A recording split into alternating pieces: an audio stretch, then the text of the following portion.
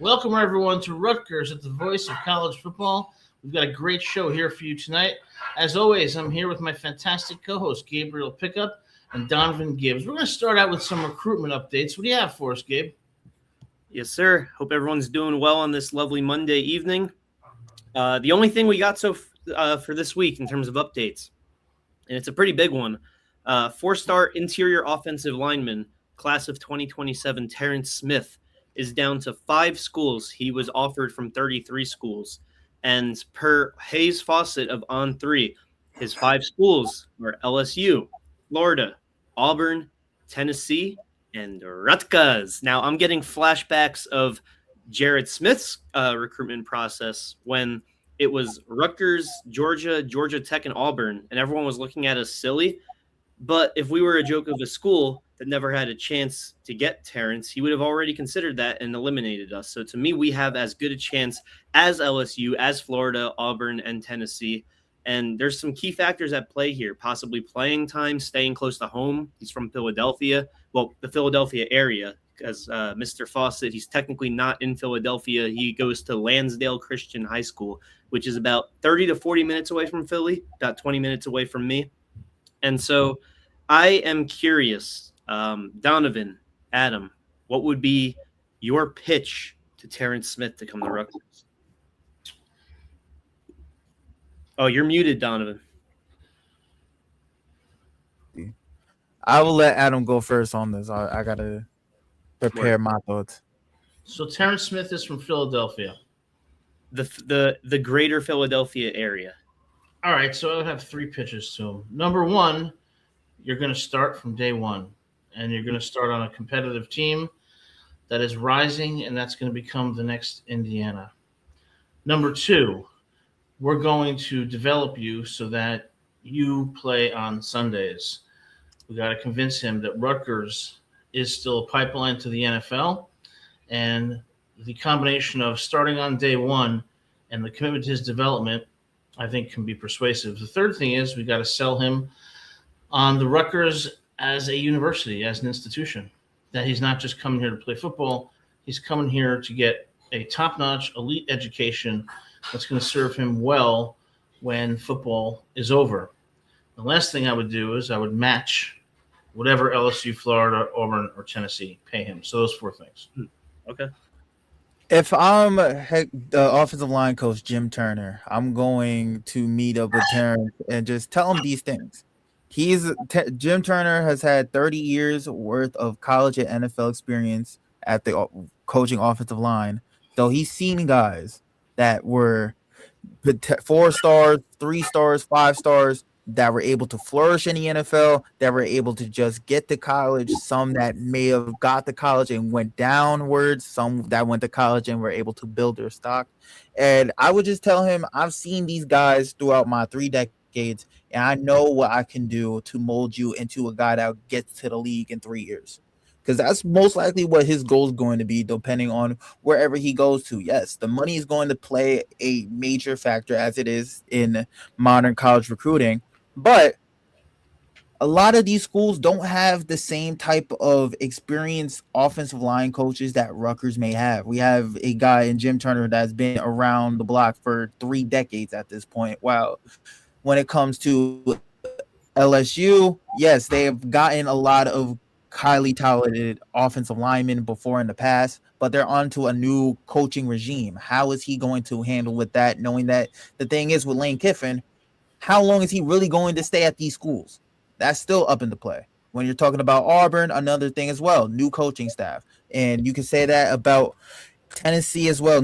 Well, you can't really say that about Tennessee. Josh Heupel's been there for a little bit of time. But for Tennessee, is he really going to be a day 1 starter? If he wants to be a part of a program that's going to have established with a head coach that's been around for a while, and he's known to not just leave at any moment's ask, because that's going to be a thing that a lot of players ask for right now, especially at his time as a junior, because let's say a coach leaves when he's a senior, that scholarship might not stay, or that scholarship offer might not stay as it was during his junior year, because when a new coach comes in, he might want to go different visions with how he recruits. So if I'm Jim Turner, I'm telling him, Shiano has been here for the last decade, and he's been a part of this program for overall 20 years. He's been with the guys that have been to the NFL, guys that needed an opportunity to shine. You're going to most likely have that playing time because you're going to be playing on a team that's still competitive in the Big Ten level, which is a thing that NFL scouts are going to look at. You're going to have guys looking at you day after day, game after game. And as well as I have the coaching experience to get you to the league in 3 years. Yeah, I think those are great points. I would also add one thing I think they have to focus on too is talk to him about the players he's going to have around him on that offensive line. That he's going to be complemented by elite level players that are going to help build, the type of Big Ten offensive line that keeps them competitive. Hook him up with Jared Smith, so that so Jared can explain to him what drew him to Rutgers. But I think you got to sell him on, and Jason was right. I wouldn't promise him he's going to start on day one, but he's going to have the opportunity to compete for playing time in his first year. He's going to get a great education, and he's going to be part of a developmental process that by year 3 has him going to the combine. And then he's going to be doing it with players around him that are going to complement him. He's not going to be a lone star on a weak unit. So I've got a lot of questions with this, but before we get into that, I was looking at this, and obviously it's very rare for a lineman to start on day one, especially under Coach Shiano, because one, Shiano doesn't really play rooks like that. You have to really prove yourself, and even then it's maybe towards the end of the season. But also, just because in general that position, it's tough because you get bigger throughout your college experience. Donovan, I'm sure you can speak on it too, that you were a lot stronger your senior year than your freshman year. Right now, the senior in college, it definitely was stronger than I was at his time as a junior in high school. But the thing is, I will say as well, he might not play year 1, year 2, and that's going to be, honestly, for his situation, potentially a good thing because he's going to have a good offensive line coach to help develop him because he has shown things on tape that are going to need some fine-tuning before he gets to college, because if he doesn't fix a couple of things in his game, overall his game is great. I enjoyed watching his tape, 4 minutes of film that I honestly was excited rep after rep. But there are things that I did see at playing at a D1 level that would get exposed by D1 defenders either on his team or on the opposing teams. Yeah, so we said his measurements are 6'6", 290. And Jason, you mentioned Anthony Davis. That's like the pinnacle of offensive linemen for Rutgers to measure up to. And Anthony Davis, an inch smaller, 6'5", but he was 323 by the time he was playing every week for Rutgers. So that size is overall that's a big man. That's 30, 40 pounds that he might put on in the span of a year, 2 years. He could put that on this upcoming season. And I'm not saying it's impossible. He could start day one. Like, he is that rare exception that it's possible because he's a top 15 offensive lineman in his class. He's a top 10 Philadelphia or Pennsylvania prospect in his class, and he doesn't even have Penn State as an option. So if you want to sell him on something too, I say, hey, you're close to home in a school that you want to be at. That would be my other pitch. But I do have some questions in terms of, I hope that he will still consider us in like a week or two for sure. But, we're in his top 5 out of the 33 offers. I think that means he knows our gist. But, the question is really, we were talking about like developing offensive linemen into NFL talent. Do either of you guys remember the last time? Has there been anyone since Anthony Davis that, Holland Pierce made a practice squad, but has there been anyone else that's not just been drafted or made a practice squad from Rutgers on the offensive line, but had an actual role in the NFL since Anthony Davis? Not really. I don't want that to be. I think this year might change that because I know in the upcoming draft we're gonna have Taylor Needham is going to be the guy that's going to break that drive spell, at least at the tackle position. Yeah. But overall, no. I don't think there's really been a guy that's been able to establish himself as an NFL career. Zelinskis has a chance in the same way that Holland Pierce had a chance. So it's I'm not certain. I don't know if he'll get drafted, but even if he does get drafted, he'll have a lot of work to do. But so I don't think that it's necessarily we sell him on making the NFL. I think we sell him on being a possible leader. Nah, if I'm Jim Turner, I'm selling him on making it to the NFL because he's done it before. That's worked true. with Jim guys Turner such is not Pat Flaherty or anyone else in the past. Do we know how fast Terrence Smith is? What his 40 is? That I did not see. I can real quick. If you look at potentially some of his camp days, whenever he done a prospect camp at 24/7 or Rivals, I know he's gotten invited to a lot of them because they invite you if you got offers.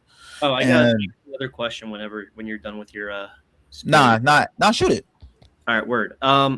Is it concerning, or is it just because Jim Turner is new that on 247 Sports, LSU, he's being recruited by Eric Wolford, Florida, Phil Troutwayne, Auburn, Tyler Hudenick, Tennessee, Glenn Ellerby, but we don't have a top recruiter per this website. Is it just because Jim Turner is new? Is there something I'm missing? Is that a bad sign?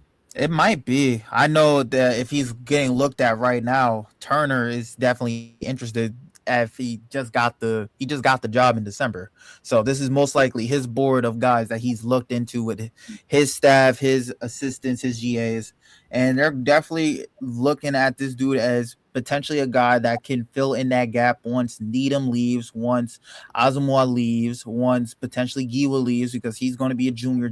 He's going to be a junior going into his senior year next year. So there is some spots at tackle that needs to be filled. And yeah, we've gotten guys through the portal, but right now they're definitely looking at high school talent that they can build and develop so they can have that as well besides looking at the portal, because looking at the portal, especially in the Big Ten, there's a lot of big spenders and Rutgers isn't at that level yet when it comes to spending money. I think one of the biggest concerns for me is who we're competing against. LSU, Florida, Auburn, Tennessee. I think Smith he's going to be sitting. If the thing is, he's going to sit for a while.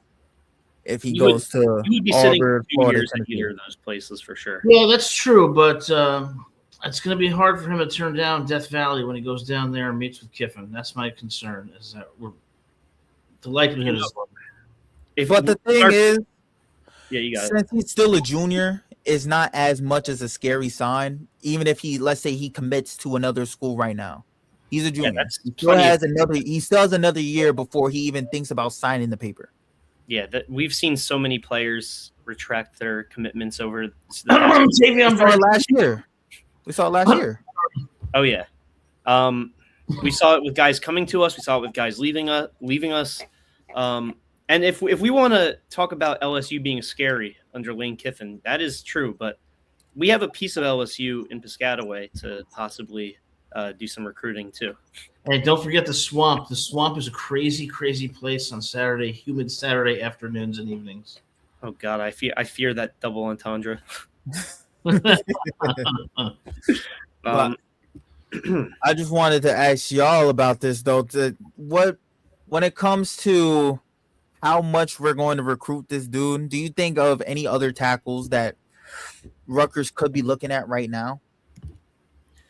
In terms of class of 2027, I'm not really that tapped in, honestly, yet. I usually get tapped in with the juniors turning seniors really over summer heading into week 1 because that's when I know we're getting the top tape. So I couldn't tell you, unfortunately.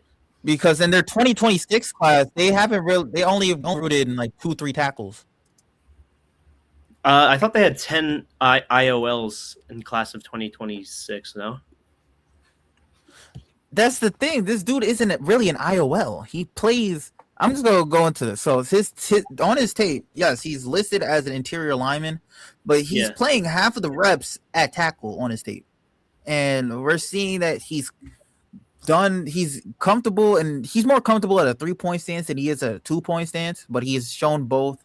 And my thing is, if he ends up watching this, and if he ever sees this clip online, you're gonna have to choose one of those stances. Because if you don't, and it's going to give a tell to the defense that's scouting you, especially on the week of a game. Because especially on his tape, he's in a 2-point stance when they're throwing the ball, and he's in a 3-point stance when they're running the ball. So once you see him in either stance, it's going to be able to declare for a defense. Oh, the offense is doing this based off of that. He has a tell. Are you And sure it's not coincidental, like by any crazy chance? no. Every run play that he's been in, either at guard or tackle, has been him in a 3-point stance. And the only times that he's done a 2-point stance throughout his tape, just based off his 4-minute tape, has been on pass pro and has been on plays where they're doing toss sweeps. Okay, well, maybe he's at the point right now where it's He's like not really thinking. The thing is, as a junior in high school football, you're not really thinking about these things. These are things that come into play when you get to college, when you're playing up with guys on the other side of the line that's around the same size as you, at 6'4", 6'5". Right now, a lot of the guys that he's playing against, he's a man amongst boys, and that comes with a lot of guys, especially at offensive line, coming out of high school. That's why we all go to college, and then they figure out who's really cut out for the college game based off of how they play against people their size. And I bet he does great against people their size. He's a 4-star for a reason. He definitely played against other 3, 4, or 5 stars at either prospect camps or during his conference in Pennsylvania. But he has some things he needs to work on technical wise that if he didn't going into college, it would definitely hinder him a little bit going into a new offensive game plan, and especially played up against bigger guys.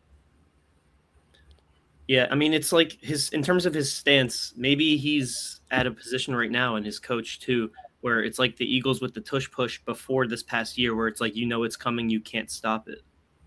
I just see it as more of he's comfortable in more of a 3-point stance. At least that's where I've seen. That's what I would say, because he has shown how he has had better leverage coming out of that stance because he's lower. Typically, when you're in a 2-point stance, you're kind of barely squatting at tackle, so you're already playing high. And as an offensive lineman, the saying goes, the lowest man wins, especially in the trenches. Yep. So if he's playing up at 6'6", a guy in college that's most likely going to have the same amount of strength that he has, all he's going to do is attack his chest. And if he attacks his chest, he's going to win that rep. Right now, he's winning a lot of his reps because he's taller and he has a lot of size. But I will give him credit where credit is due. He has good feet. And that's where I can see if he plays guard, that's why he feels comfortable. He's in his tape. He was very comfortable in open space. He made a lot of quick decisions in open space. And the thing my offensive line coach has taught me, if you hesitate in open space, you're going to fuck up the play. He's made good decisions, quick decisions. He feels comfortable at the second level, and he's been fitting well at the second level. And the thing is, in college, it matters about what you do at the first level. But the thing is, chunk plays and explosive plays, 20 yards plus, happen if you're able to get up to the second level on defenders. Is it called a 2-point stance because it looks like you're squatting to take a poo? I actually got to ask about that. I never knew. I just always thought of it as 2-point stance, you're barely squatting. Like you're in a squatting type of position. 3-point stance, you got the hand in the dirt. 4-point stance, you got both hands. Yeah, I'm not good with a 3-point stance. Then again, I haven't played football in 12 years. You're not good with a 3-point stance. You're not good with any stance. What are you talking about? That's what I'm saying. I haven't played in 12 years, but when I did play. This is coming from the guy who goes to an Eagles game with no gas in his tank. That has nothing to do with a 2-point, 3-point stance. It has everything to do with it. It shows irresponsibility. That doesn't, again, responsibility has nothing to do with a stance. But when I can't shoot off my legs, so I always commend linemen who can. You could do it a lot better than I could. I couldn't even freaking get down in the stance. My back would crumble. Yeah, it is. The thing is also in his stances, especially when he comes out of the 3, that's where you're seeing his feet move at a great rate. The thing is, especially as his size at tackle, you got to keep your feet moving always, or you might lose that rep. There was certain instances where his feet died the minute he touched the defender, and hopefully in his senior year, he looks back at his tape and he recognizes, oh, I got to fix that. And I got to keep my feet moving throughout the entire spots of the play, because one, that's going to keep him from getting hurt. You never really get hurt unless if your feet die, that's when people can roll up on you, and that's when knee, calf, ankle, all that can happen. That's happened to me in the past, and primarily a lot of my injuries when I was in college and in high school were because my feet were dead and someone rolled up on me. He keeps his feet moving, that isn't going to happen. And as well, I would say if his feet die on contact, especially in college, that's when you have the defender has you at his will. Yeah, that's the nastiest injury. With seeing someone fall and roll up on the lower leg, the calf area. Oh, that's scary. And yeah, the thing is, especially in college, it happens a lot, and it happens when your feet die. Mm-hmm. Okay, makes sense. And I think that the issue about 2-point versus 3-point stance, giving it away, whatnot, picking a stance, that's going to be fixed very quickly, no matter where he goes. But certainly by Jim Turner and Schiano. Turner would make him look great because the thing is, he's worked with athletic big guys before. Jake Matthews is one of the better athletic guards in the entire NFL. Yeah. And he has the ability to really do damage in space, especially in a Rutgers offense that's known for running counter, running downhill runs, running a lot of duo. He could play a strong role in this offense, whether it's any sort of running back in that backfield when he gets onto campus. Yes, sir. So with that being said, Terrence Smith, you know where to come. It's just a matter of you making that decision on your own. Great analysis. Thank you. I try. His tape was good to watch. 4 minutes, only 2 plays weren't pancakes. Damn. Was he playing? Was he playing? I keep forgetting what that song is by Kid Ink. You Give Love a Bad Name. No, that's Kid Jovi. No, that's Bon Jovi. It's Bon Jovi. But yeah, you know where to come. You and Jared Smith could certainly be a duo of the future. Whether you're guard, tackle, I'm just excited. But yeah, that's it for Terrence Smith recruitment. All right, so now we're going to switch to maybe a controversial topic, but it bears discussion because we are well into Coach Schiano's second stint as Rutgers head football coach. And, one of the things I'd like to try to do here is let's compare his first stint from, I believe it was 2001 to 2011, and his stint now from 2020 to the present. I think there's been some surprises, some ups and downs. So what do you guys think? If you had to give a grade to Coach Schiano for each of his tenures here and look to the future, how long do you think he'll be at Rutgers? What are Rutgers' prospects for becoming the next Indiana, as Urban Meyer said? What's your overall assessment? I mean, in terms of his first tenure here, I think there's no doubt that it's an A or an A+, because my criteria for just coaching tenures in general, what do you start with? How quickly can you turn things around? And what do you leave with? And Coach Schiano came in with a 2-9 first year. He couldn't do much about it.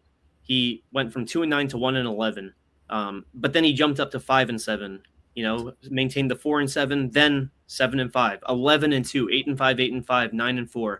Very bad 2010 year. I'm sure a lot of people were calling for him to be fired, but then 2011 bounced back 9-4, and that's when he leaves the program. And we had 3 straight bowl wins coming into the end, or rather 4 straight bowl wins at the end of his tenure, his first tenure here.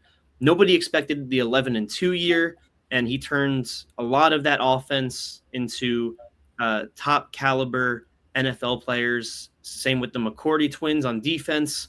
I don't think there's a doubt in my mind that the first stint is an A+. Donovan?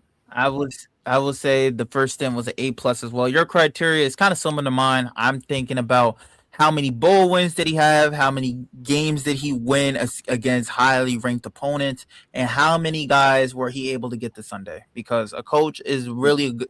You can really determine how good a coach is based off of how many lives he was able to change in that program. And we currently see that with Kirsten Yeti being able to make a lot of guys with that Indiana Hoosiers roster, guys that weren't really on draft boards until this season, get onto draft boards this season. And during his first stint at Rutgers, he was able to do that. He got Ray Rice to the draft, got Kenny Britt to the draft, Anthony Davis to the draft. He also, I have it right here. He also got in. I mean, Mike Teal made it to the draft. Mike Teal to the draft, and Devin McCourty in 2010. He got him to the draft. Leonard too, Brian Leonard. Also all three of these guys that I mentioned, Britt, Davis, and McCourty, were all first round guys. So him being able to do that definitely gives me A+. Also, the win against Louisville, I think it was called Pandemonium in Piscataway. That moment, those were moments that he had a lot during his first tenure at Rutgers, and that's why Rutgers had a lot of success, and that's why he had a winning record there. During his current tenure, 2020 and onwards, currently where we stand right now after the first season where he went 7-6, he hasn't really gotten back to the glory days of what he had in the first stint. I'm not saying that it's because his style of coaching is not working anymore. That's obviously not the truth. We're seeing guys that were under his wing be able to see success, i.e. Mario Cristobal at Miami. He values a lot of the things that he learned from him as a coach. So that style of coaching is still here. That style of how he wants teams to be built are still here. That style of aggressiveness that he wants for a team is still here. It's just that he hasn't seen the same amount of success yet. He still has a losing record throughout these 6 years, and he has only gotten a couple of guys to the draft. He has had Robert Longerbeam, Keontae Hamilton, Kyle Monangai, and Isaiah Pacheco. All these guys are 7th round picks. The highest guy that he's had was a 2nd rounder, Max Melton, in 2024. So I would say his grade right now, I would give it like a C-, kind of looking at it D. Yes, he's having guys get to the draft. That's really what matters. But he hasn't been able to develop really bright stars. Hopefully that changes. If he's able to have a really good year next year, which based off of the team that he has on paper compared to the schedule that they have, this team should be at least a 7-win team. That's what Adam has said. That's what you have said as well, Gabe. This team baseline should be 7 wins. So if he's able to, you hear what their over/under for wins next year is? What? 4.5. Wow. Shocked me too. But I want them to shoot for 7, or I want them to shoot for 8 or 9. But this team is built for 7. That's surprising. If you're gonna take those odds, I would take the over on that. I'd make money. I would take it regardless of my. I would make money. Yeah, I think we're lucky if we go 6-6, but I truly believe this team could be a 7-win team in this conference if they're able to live and just do the things that Schiano has been preaching throughout this entire time in his tenure. If Duff is able to go off, and Longergan is the prospect that a lot of people had high praises for him since his time at Alabama.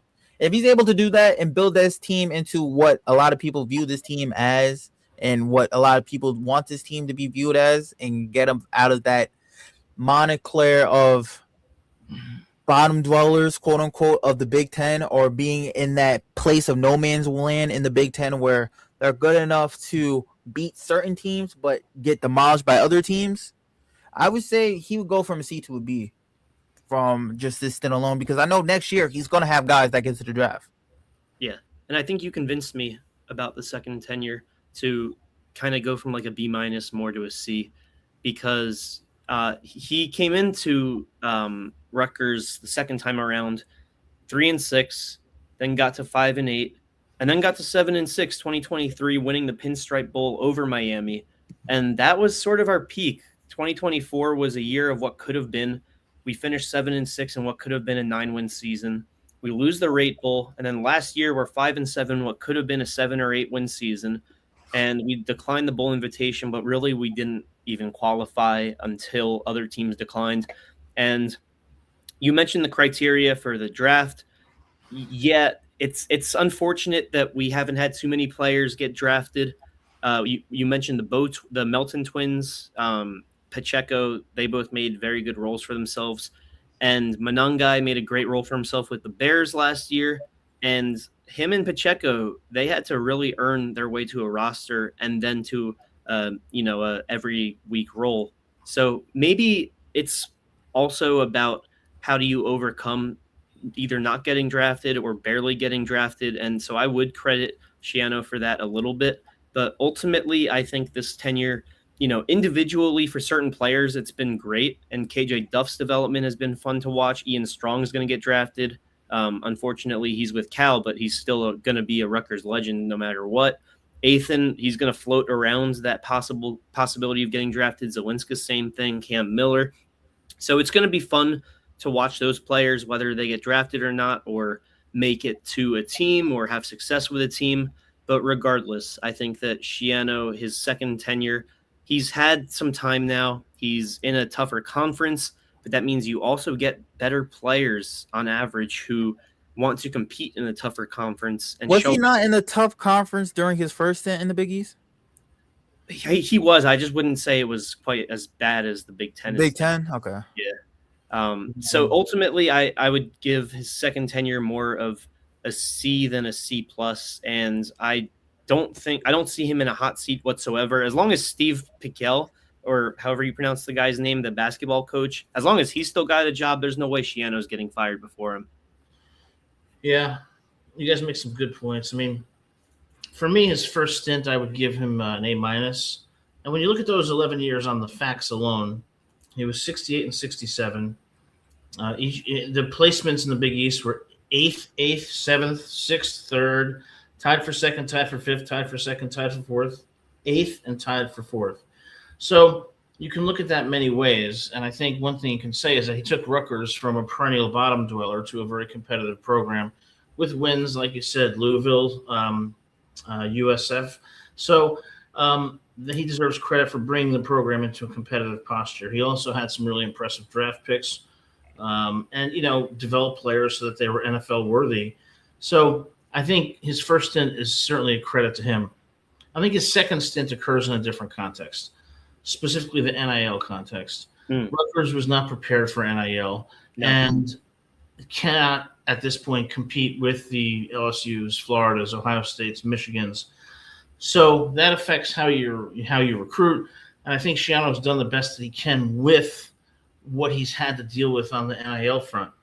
But one of the biggest problems I have with Coach Schiano in the second stint is it seems that every single year we're losing games that we could or even should win. I look at the Iowa game last year. I look at the Minnesota game. I look at how we played at Washington in the first half. I look at last year. I see how we played against Nebraska when we couldn't get the ball in from the 3-yard line, 4 tries. It's that consistent pattern of not getting over the hump in pretty winnable games that concerns me. But I do think the NIL has been a serious factor. So I'd give him probably a C or a C plus in the second. You also Kansas State Rate Bowl, Penn State end of the season. It just goes on and on. And yeah, I think here's the thing though. When it comes to the hot seat, no chance. Kelly Zinn is from LSU. I don't think she's going to tolerate mediocre seasons for much longer. He probably has another 2 years that he doesn't have to worry about it. But if there's not at least a trajectory in the right direction by the end of 2028, I think that there's a problem. There's a problem, but how much reach on it? I think Zinn is giving him a break right now because she's recognizing that his coaching is not really the issue here. It's just the amount of players or the value of players or the quality of players that he's bringing in. And that's going to take money. So I feel like Zinn is going to try to whatever she can do to up his spending limit. Because at the end of the day, coaches are simple. If you want me to make the meal, you got to let me pick out the groceries, as John Gruden has said before when it comes to draft day. He's definitely going to raise his spending limit to try to help him get him some better players. And once that happens, that's when she's really going to decide if he's on the hot seat or if it was just he didn't have really good rosters. Mm-hmm. He didn't have good rosters, and it took him having a bit of a stink or a hissy fit after Minnesota, or maybe it was already in development, but maybe that was the final line for us to finally have a new launch of an RNIL, which she had, I think it was LSU NIL or NILSU, one of the two. And so it was a pretty coincidental timing, but to me, from an outside point of view looking in, it took that It took Shiano saying, "I'm the only one spending money here," for us to launch a new NIL program, NIL budget, goals, public loaners, and that really helped get the ball rolling. But yeah, Adam, you're 100% right. We were not ready for NIL, and Jason, you're not wrong either. That there were preparations that could have been made, but that was not on Shiano whatsoever. That was on our old athletic directors, who have either had to resign in disgrace or had gotten relieved of duty because they simply weren't apt for the job. But Kelly Zinn is definitely the most, I would say, the most competent athletic director I can remember having under Rutgers. And that gives me hope. And it gives me hope that we won't have excuses ready for Shiano, because that's the difficult thing with Shiano is his tenure is not black and white the second time around. The first time around, sure, you can say he was great, but didn't start off great and had some weird seasons in between. So that was pretty black and white, whatever. But this time around, how much can you blame on him, his game coaching versus his, I would say, elite recruiting in terms of what he was given. But I don't want any more excuses for him, because that ultimately is the best protection he has. And it's not his fault. He is a great coach, but he also has a lot of boundaries to overcome. And whether or not it's acceptable is, I guess I would say it's currently not acceptable, but it's not on him. Yeah, one thing that concerns me too about winning, otherwise winnable games. When I was at that Penn State game, this was our best chance to beat Penn State, I think, in years. Ethan never drops the ball when he drops back. It almost had this feeling like the damn team was cursed. I mean, and I say that half jokingly. Like, what is it that they cannot get over the hump? They're driving. Antoine Raymond is shredding the defense. He's got a wide open KJ Duff in the flat, and he drops the ball in there. That is so rare, and it just makes you wonder when it keeps happening. And there's a pattern of miscues, not really stepping up in the second half and losing to a team like Minnesota. Against Minnesota, when we're driving for the game tying, I think, field goal, the center snaps the ball and Ethan's not ready. Yeah, I mean, it's like, and these are good players. It happens. I've been on teams before where it just feels like it's just one of those years where the thing that you thought was supposed to happen just doesn't happen. And like I spelled, that was my junior year here at LIU. First, you can even ask when I get Mashoud on here sooner or later. I'll definitely go and try to talk to him about that, and he can break it down to you. Oh, he was on that years of mishap. Yeah. Oh, the thing is with football is a learning game. You got to learn how to win. You're not going to get a win handed to you easy. Yeah, I mean, those the wins that Rutgers won this last year, first game against Ohio. That was a game that they had to earn. At the end of the day, that was a game they had to earn. They had to earn it against Purdue, and we would have all laughed if you said that we had to earn a win against Purdue. Honestly, like I was saying, these are great players that are making the big mistakes. Ethan, great player, made the crucial mistake. Gus Zielinskis, great player, might get drafted, made the crucial mistake. Bradley Weaver against Ohio State, great player, made a crucial mistake. So ultimately, the recruiting, I think, is good. And in fact, the defense, the same defense that shit the bed after we got a bunch of names on paper, guess what? That was Shiano's best recruiting job in the transfer portal that I have seen. And it just didn't work. But those names that he got from those universities, either in terms of getting a slept-on player from a FCS school or not a Power 4 conference school, or getting players that have started and, we transfer them from safety to a corner in Cam Miller. He did a great job in the 2024 to 2025 offseason, and it just didn't work. And that was so how much of that is on him? I'm not sure. He wasn't calling the plays on defense until about halfway through, and it got marginally better. Yeah, and that's why the primary thing, he switched out his entire defensive staff, and that's why he switched out his offensive line staff as well. He's bringing in pieces that he knows would win in a modern day football, and that's, you got to have aggression, and you got to have guys that are experienced enough to win and be in situations where they know how to win. And he held on to Signetti, or not Signetti, Soroka. So you hold on to these guys that, in terms of who to keep, who to replace, he did everything right. I was a little worried that he was taking too long to replace the defensive coordinators, but I think that he did a fantastic job. It goes back to that old adage: some teams find a way to win, and some teams find a way to lose. Find a way to lose. Yeah, but in terms of that tenure, I'll give him a C, maybe a C plus after looking at the circumstances. Overall, I think his tenure is probably still a B plus. I mean, he is still the greatest Rutgers coach probably of all time. He is still 6-3 in bowl games. He still is improved from the 3-6 year to an unfortunate 5-7 year. And it's really we're gonna see again, like this next year with this portal. It was more slept on players that had great roles on their teams. Can it transfer to the Big Ten? And that will kind of, speaking of transfer, that will transfer over to how we view Schiano too next year. I think B plus is right. B plus overall, yeah. Just combining both stints, yeah.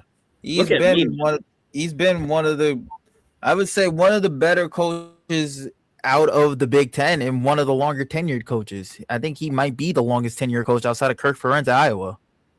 Yeah, I will say I wish he had a little more of a personality during those Big Ten coach questionnaires, because I'll be seeing like Ryan Day or whoever, and they'll be giving like great answers, and then I'll just see him, or James Francis when he was with Penn State, and then I'll just like, it'll be like questions like, what's your go-to breakfast if you were to have a cheat meal, and everyone's talking about like, oh man, like I could mess up some chicken and waffles or like some pancakes or whatever, and he'll just be like, yeah, I could have a pancake, and then just move on. He's just trying to get back to his job. I get that with Coach Schiano. That's how my coach was as well. Maybe if he were a little more of a player coach this time around, that could help us. That's all I'm saying. I like the guy as a coach, but I feel like sometimes he's a little too on edge. Well, I also sometimes I question his adaptability. He's got to adapt as a coach in today's game. And sometimes he appears to me to be a bit too rigid in his ways. And I'd like to see how that plays out and how he evolves as a coach over the next year or two. Because if Rutgers doesn't at least show progress, I think Schiano's stint will be over in 2028. I just don't seeing how much grace Kelly Zinn is giving Steve Picciel. I don't know. I don't know if she'll really like, I could see him, like, God forbid, I could see him being like a Jason Garrett if this goes on for another 5 or 10 years. I think for Zinn, she's not going to turn an eye to any idea of making a coaching change until 2029 based off of these next 2 to 3 years. Because she's saying, hey, we're setting up NIL. By year 3, year 4, our NIL should be at a different state that it was at when we first started. And with you here at the helm still, your style of play should elevate this team based off of the players that you're able to get. And if not, then I could see her potentially thinking elsewhere. But right now, I don't think he's one of the least coaches in the Big Ten that should be on the hot seat. Yeah, I mean, it's just that he's brought us out. Like, his first stint, Adam, you said it, he brought us from bottom feeder to top third in the Big East. Yeah. This time around, he's brought us out from bottom feeder to looking slightly down at the other bottom feeders. Yeah, I mean, he did a great job in that regard. I think, though, in the second stint, what we've seen is, here, I'll put it in perspective. It's really awesome that we beat Louisville back in his first stint. But let's remember, we beat Louisville. We beat USF. We didn't beat Ohio State. We didn't beat the Blue Bloods. We never have. And what I've seen in the second stint is we're losing to mediocre teams. And my barometer for next year in terms of progress is going to be what happens in Camp Randall. Yeah. What happens against Wisconsin? Yeah. Is it the same or not? I think that's what we've all come to that consensus about, because Donovan and I said it would be a shock if we lost that game, and you think that's a game that we can and might lose. And to me, that's like Wisconsin is closer to a bottom barrel team than a top half team in the Big Ten. So if we win how we're supposed to, then it shows maybe our purpose within the Big Ten. And if we lose convincingly or have another one of those, as Jason said, WTF losses, then and not to mention that we're losing 70 to 80 million every year in the Big Ten, then that's when you start looking at other conferences. Well, Rutgers has given me no reason to believe that they can go into Wisconsin and win. Their track record shows precisely the opposite in my view. So until that changes, the thing is with this, your viewpoint on it is based off of what Rutgers has done in the past. I'm basing it off of what other teams that are around the tier of Rutgers currently in the Big Ten have done at Camp Randall. Maryland. My thing is I hope I don't sound like a broken record at this point, but this is the same team that let a freshman QB, a true freshman QB at Maryland, throw for over 300 yards. Did 4 TD. So that's why maybe this might not be the same team for Wisconsin. Wisconsin is reloading the same way as Rutgers is reloading, the same way that I would say Illinois is reloading, same way USC is reloading. These are old schools that are getting better than what they were last year, but I still see that Rutgers might have that edge compared to Wisconsin just based off of the players that they currently got and the players that they already brought in compared to what Wisconsin has lost more players than they have brought in.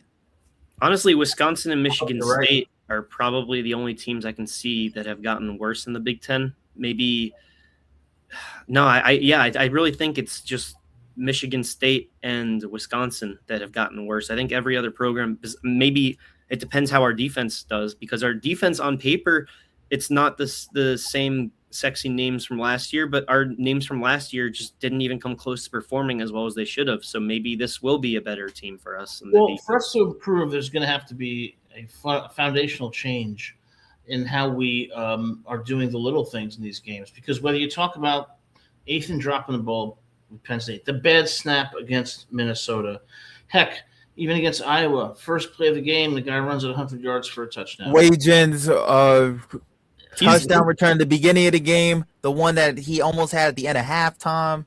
And he's now a very big prospect, isn't he? Didn't he have like a 4.3 something in the combine? Yeah. So maybe, anyways, you can't afford those things to be a winning program, and what I've seen is a pattern of it happening time and time again. So I'm reluctantly skeptical. I would like to be more optimistic, but what I see is probably a 6-7 season. What I see is a range, either 5-7 to 7-5, and I pretty much come down 6-6. Well, Adam, you're quote unquote pessimistic, but your pessimism is still better than what Vegas has us doing. Yeah, I'm so surprised. They think we're gonna lose to Northwestern. Ugh. Western Penn State. I don't think they have the weekly odds. Actually, on the show last week, if you're going to say our line is at 4.5, that means we're only going to win maybe one Big Ten game. Rutgers. Rutgers. That's another thing that we have to hold against Schiano is a lot of these records. I mean, we started the year 3-0, 5 years in a row, and so that means that we're killing the non-conference games, and then in conference we're getting blown out by 30 more than we're winning. Well, when you're playing teams that are pretty much, there's parity in the talent between the two teams. Typically you'll win 50% of those games. Okay, against Minnesota's, against Iowa's, against. I know where you're going. Yep. We're losing all of them. Mm-hmm. And that's what I was saying. Like literally, when we went through last year's schedule, the only game that was 50-50 in my eyes that we won was Maryland. Yes, that's right. Every other game I called 50-50. And by 50-50, I mean like within a plus or minus like 5 to 10% chance. Like not a blowout by any means. And let's not said Iowa, Minnesota, Washington. I said Illinois could be. I don't. Let's not forget Illinois. Illinois last year, remember that? Illinois last year, and that was the one game where Ethan legitimately looked rattled for unbeknownst reasons, considering their defense is just not good. Right. I'm talking about the year before. Oh, okay. When Illinois was at Rutgers. Yeah. I mean, Ethan had a great game, but 4th and 6, we give up a touchdown pass with 6 seconds left. Yeah, it looked like Derek Carr against the Jets. It's like those. Oh my God.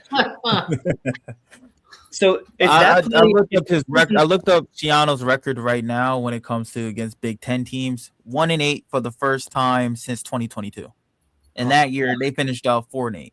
Last wait, year we before beat that was we 4-5, beat 4-5. we beat Purdue and and Maryland, so it would be 2 and whatever. 2-6, 2-6. Oh, okay. Oh, yeah, that's still not great. And the fact that Maryland and Purdue were the 2 teams. Wait, no, 2-7 actually. My apologies. 2-7, Yeah. worst since 2021. And they were a 5-1 team that year. If they're able to do damage in the conference, which I think they should be based off of what this team looks like on paper, they're going to be able to definitely crush that 4.5 win total. Definitely going to crush that. I think they're going to get. I'd take the over on that, but I also want to see somebody step up after KJ Duff. That's what I think. Dice is going to be. Ben Black, baby. Yeah, I think Niger Carter. That's going to be the role for him. That's why. I know Shiano has you. You two have said it. Shiano doesn't play young guys, but this is Diger. If we're able to see what he's capable of this spring and in the summer, he's definitely going to get some reps, especially during the Big Ten's conference schedule, just so they can have somebody to look at once Duff ends up going to draft. Hey, you know who could be wide receiver too? And it's not probable. It's not the most likely option, but it's probable. Or not probable. It's not the most likely option, but it's possible. And I got to shout this kid out because he's got some very committed parents that love the shit out of him. But RJ Wortman, man, he can definitely squeeze in there. If we're talking about freshmen coming in, he's one of the best out of Jersey, and he's got some sick tape too. I watched some of his tape. Had a conversation with his parents. They support the hell out of that kid, and I think that he's going to get a bunch of support on the offense too. And he's going to be running. This is the great thing, right? We have Dylan Lonergan and we have AJ Surace, and one of them is going to be quarterback too, which means one of them is going to be throwing to RJ Wortman, to Michael Thomas, to Vernon, to whoever, and Ben Black or whatever, Hollywood Fats, Mr. Desir Carter. So they're going to be getting reps from a quarterback one caliber quarterback, no matter if they're starting or not. That's going to be and great. They're going to most likely during practice going to get reps against corners such as Demir Dawood. Yeah, or guys such as the guy from Citadel for our DBs, and as well as seeing Bradley Jones. Yeah. Man, shout out to me. That's ball knowledge. Yeah, there's this. People like to think, Shiano doesn't start young players. Believe me, Shiano would start a true freshman any day of the week if that true freshman was good enough. He's going to put the best players on the field. Oh yeah, they just haven't been good enough. And I think Duff was good enough. He was good enough against Kansas State. That's why he played all last year. That K-State game opened up his eyes the same way it opened up a lot of people's eyes. I've been known about Duff since his time at St. Anthony's. So seeing that all it really takes is just one moment in a game, and I know Shiano's going to give that to some guys this season, especially on the offense. Did Duff play basketball at St. Anthony's? Yeah, had to. 6'6". St. Anthony's is a legendary New Jersey program. I'm sure you probably heard about Ian Strong too, then, right? Because I think they were teammates in high school. Yeah. Didn't Hurley coach them? Did he? I can't answer that right now. I don't think so. Yeah, St. Anthony's is hoops is like best of the best. The IMG of yeah, he did. Actually, no, he didn't. He was a basketball star there, but his dad did the coaching. Yeah, his dad Bobby Sr.? Yeah, I think so. Yeah. Okay, so you were mentioning a different Hurley. I thought you were talking about Dan Hurley. Yeah, I thought you were meant. Plus, St. Anthony's isn't in New Jersey, it's Long Island. Huntington, Long Island. Shout out Long Island. I think you're thinking of St. Bosco. St. Anthony's. I thought it was okay. It's in New York, not New Jersey. I thought it was in New Jersey. Donovan, I guess that's why you heard of him, right? Because it's Long Island connection.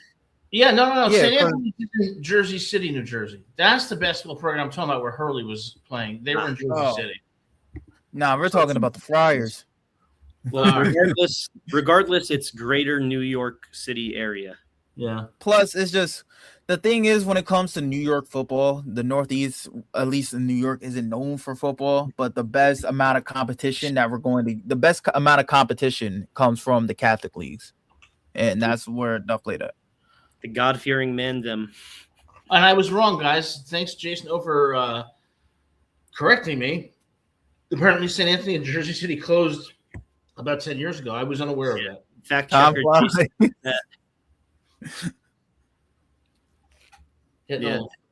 Great discussion. Excellent discussion. And I think it's going to be a really exciting year. Yeah, because like every Rutgers team, there's always the potential.